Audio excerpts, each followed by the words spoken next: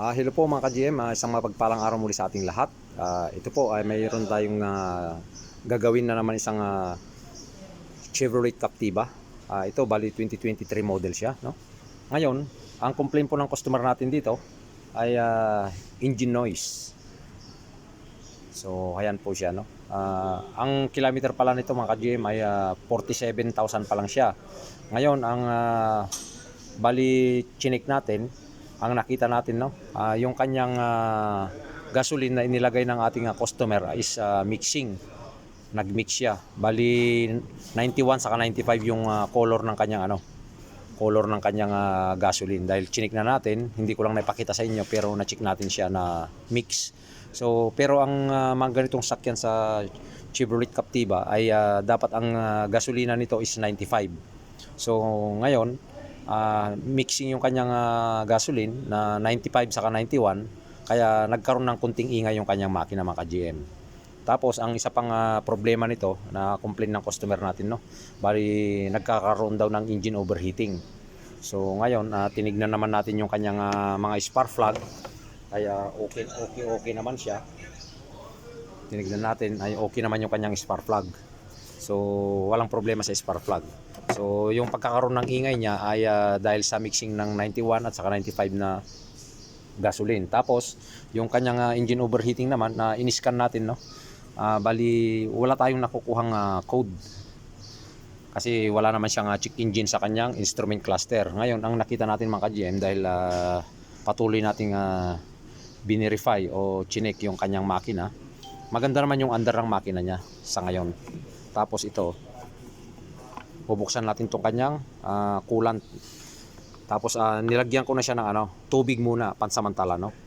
Kasi kung lalagyan natin lang siya ng coolant ay masasayang lang. Yan, no? Kung mapapansin niyo mga ka-GM, nagkaroon ng kulay puti, karoon ng mixing dito sa kanyang reservoir tank, sa kanyang coolant, saka langis. Yan, kung makikita ninyo. So ngayon, patuloy yung ating pag-check up dito, pag-verify kung ano yung humalong langis dito. So pagka dalawang klase lang yung langis na halo diyan mga ka-GM. ETF fluid or engine oil. So kasi ngayon yung kanyang cooler, yung kanyang transmission cooler is ayon. Tapos mayroon din siyang engine cooler, no, ito.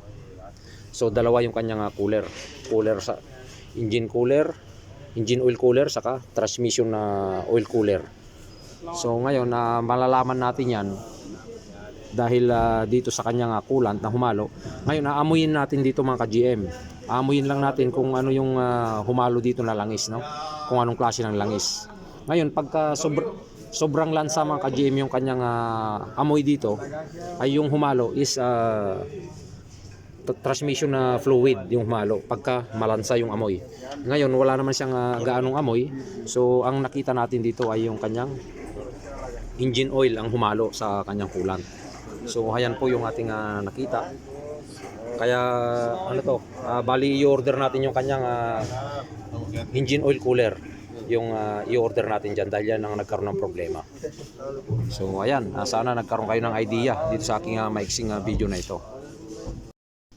So ito mga ka-GM, bali tinanggal na natin yung kanyang reservoir. Tapos nilinis na rin natin ito. Yan, malinis na siya. Tapos itong system ng natin, cooling system dito sa kanyang radiator, tapos dito sa kanyang thermostat, papalitan din natin yung kanyang thermostat valve. Tapos ito yung papalitan natin na pyesa mga ka-GM.